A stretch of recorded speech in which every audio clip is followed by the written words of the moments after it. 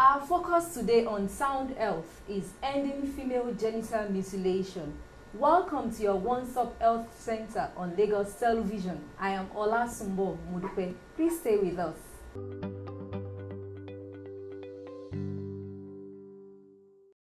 According to the World Health Organization, 8 in 10 women undergo female genital mutilation.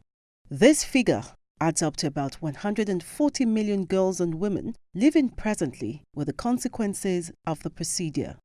Female genital mutilation is a total or partial removal of a female genital organs by a circumciser. In gender inequality, they say it helps to reduce promiscuity.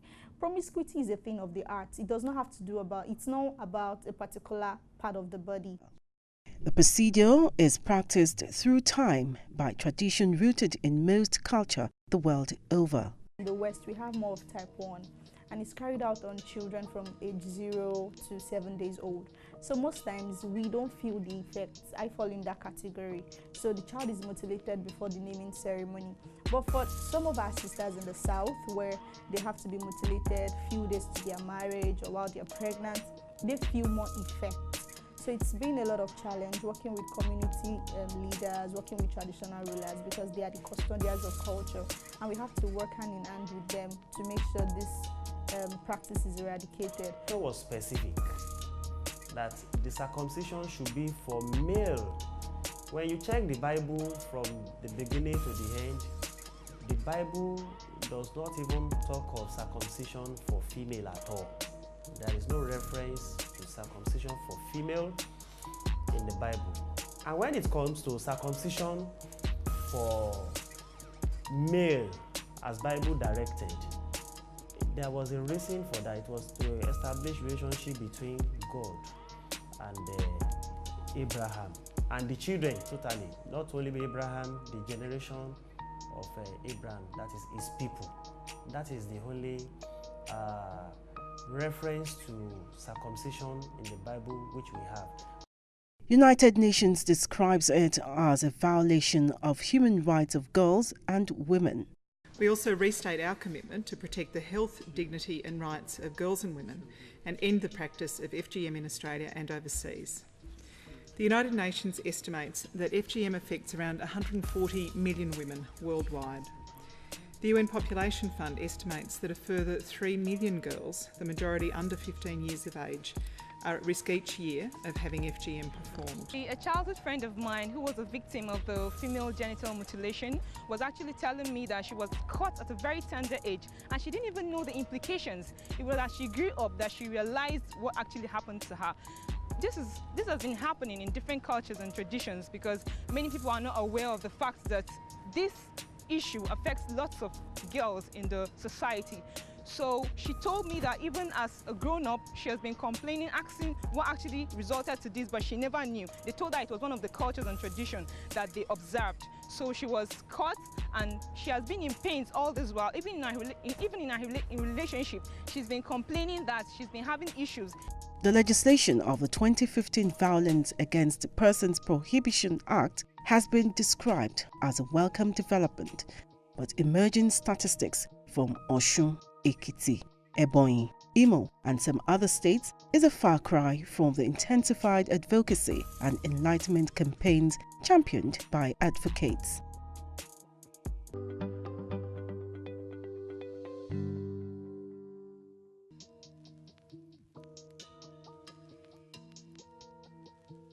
Joining me now to give an in-depth analysis on female genital mutilation is a gynecologist, Dr. Abdul Mujib Isa Tosin. Thank you so much for staying with us, sir. Thank you very much, and thank you for coming discussing FGM, as the abbreviation has sounded internationally. Yeah, female genital mutilation, the word connotes violation of human rights, as it were. WHO said that, United Nations have said that. By mutilation, it means it is purposeless, and it is only circumcision that is purposeful. So for male, we do circumcision, so it's purposeful. But for female, because it is a mutilating process, it's called mutilation because it is not purposeful. Unfortunately, the communities and tribes culture, religion background will not allow this thing to go off air on time because it is deep-rooted in people's culture, practices, religious sentiment that will not make people to stop it. However, there are 4 types of this type of mutilation that we refer to. Unfortunately, each of them are being practiced by local people, and because it is not having a purpose to the medical practice, but within the culture or the religion it has a purpose, and that's why to them it's not going to stop, but in medical it has to stop. Why? Now you have what's called clitoridectomy, which means that a woman clitoris is what that represents something like a male organ in a female. In some female is longer, in some female is shorter, just like a male organ. It represents a male part in a female. Now this clitoris is being cut off as a means of saying that we are doing circumcision for a woman. Now in some cases that is acceptable. Now they go further to call infidulectomy. This one, you are removing the labia majora. Apart from the clitoris, the bigger part of the vagina outside is also being scraped off, and such a woman is going to bleed so much and can bleed to death.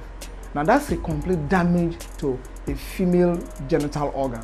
Despite the Violence Against Persons Prohibition Act 2015 that was enacted last year, we still have prevalence in states like Osun, Lagos, Ebonyi. For instance, in Osun State, we have about 73% increase, and in Lagos State, we have about 40% increase. What do you think the government can do to reduce this practice? So medically there's nothing to prove where there's a benefit for a woman that got herself circumcised.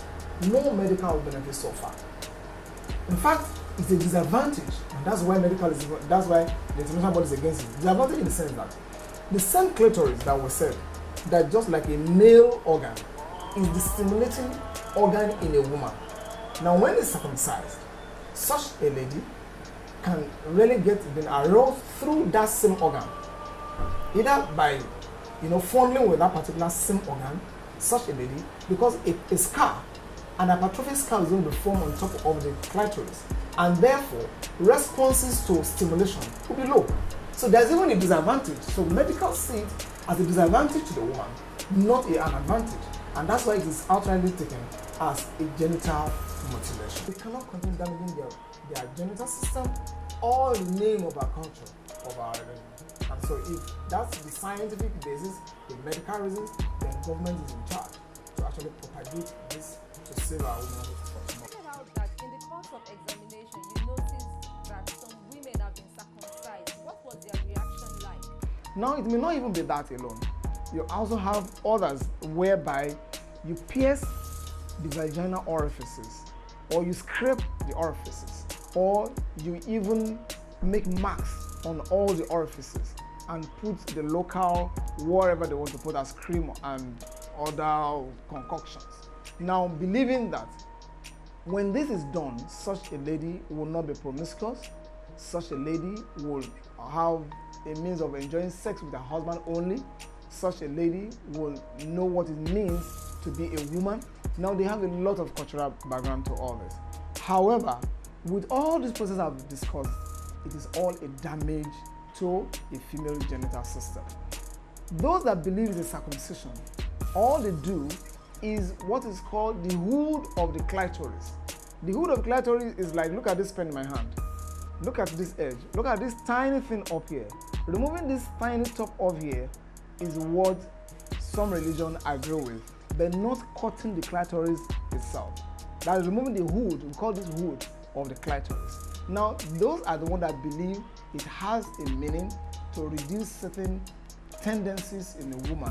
All this has no basis in medical practice, because in any way the damage it causes to the female genital system, one, it violates her right because she has no option to say no. Two, if this damage eventually becomes very terrible, she can die in the process. Three, if this damage now lingers till she grow up, she can suffer some setback. Four, by the time she realizes something has been done on her, she felt ashamed that how on earth that she went through such process, especially if she had the opportunity of seeing it done for other people and see the effect. Now, when you look at this, such a woman has been bastardized, the psyche has been lowered, and the self-esteem has also been trampled upon. And on that, you want to see how we can actually reduce these practices. On this note, we now have cases whereby parents and circumcisers have stopped the act.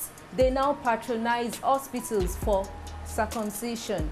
Is that acceptable? It's not acceptable because those hospitals that are practicing it are also still propagating the cultural practice. The only thing that is just reasonable there is just like the law of abortion. The only thing that is reasonable there is that when it's done locally, the man is circumcising in the local place use the same blade for 10 people. I hope you know. He use the same black thing to rub it for 10 people. So the tendency of bleeding, tendency of HIV, hepatitis, and other infectious disease through blood contact is very high. Now they want to avoid that, and that's the reason why they've gone to hospital. Hospital is going to use either a surgical blade or a surgical scissors that is sterilized. At least the same thing will not be used for another lady. So the transfer of infection is avoided when it's done in a hospital. Okay? But yet, such an hospital is still what? Is propagating the practice of the cultural beliefs or the religious beliefs. So it is still not acceptable because by international standard, such an hospital is not expected to propagate that if we all want to take it as mutilation. However, it's going to be for the urologists. Urologists are a group of doctors that specializes in genitourinary system, the kidney, the ureter, and the urinary system altogether. Now, they have described that the hood, what I told you the other time, that what we call the hood of the clitoris can actually be removed without necessarily damaging the clitoris, according to them. But yet, the proof of advantage medically has not been established. Final note, what is your advice for circumcisers, the community, and prospective parents? My advice goes to the circumcisers first. They are practicing their religion, they are practicing their culture, and we want to encourage them to team together and form an association and let them make a stand with government and let them collaborate with government. It's very, very important to them. I encourage the government to identify those that do this circumcision as it were in the name, rather than calling it mutilation. In Africa, particularly in Nigeria, the people practicing it will never agree it's a mutilation. So there must be a kind of collaboration.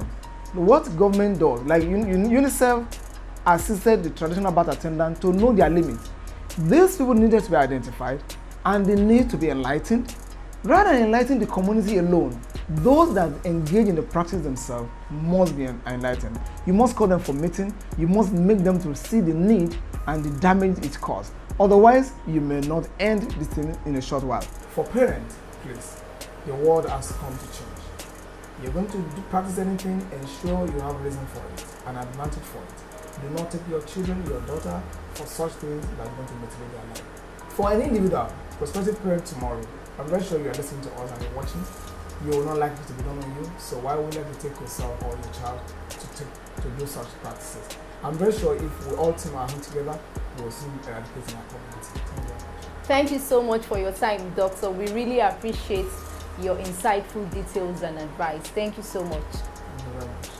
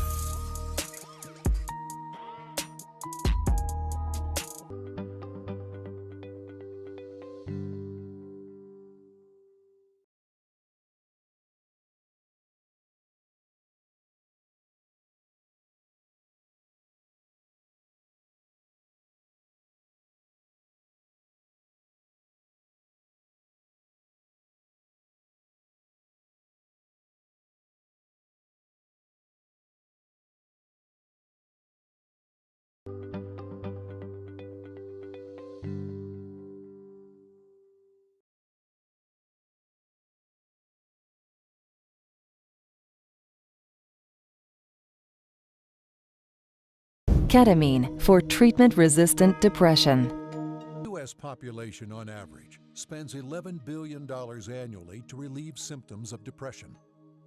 Decades of medical innovations of drugs and therapies have restored patients' hopes. But for 1/3 of patients, treatments are not sufficiently effective. They experience diminishing hope of ever returning to normal, and too often turn to suicide. New treatments have been used on a limited basis and are still undergoing trial processes, with ketamine, a drug with a long history in anesthesia. Unlike traditional antidepressant drugs, ketamine and drugs of its class function by targeting the NMDA receptors of nerve cells. It's been reported that 70% of treated patients felt ease of symptoms in as little as 1 day. The nearly 43,000 yearly suicides in the U.S. are growing. The need for effective treatment has never loomed larger. All right, that ends Sound Health this week. Let's join hands to end female genital mutilation. A sound health is a sound mind. Make healthy living your choice.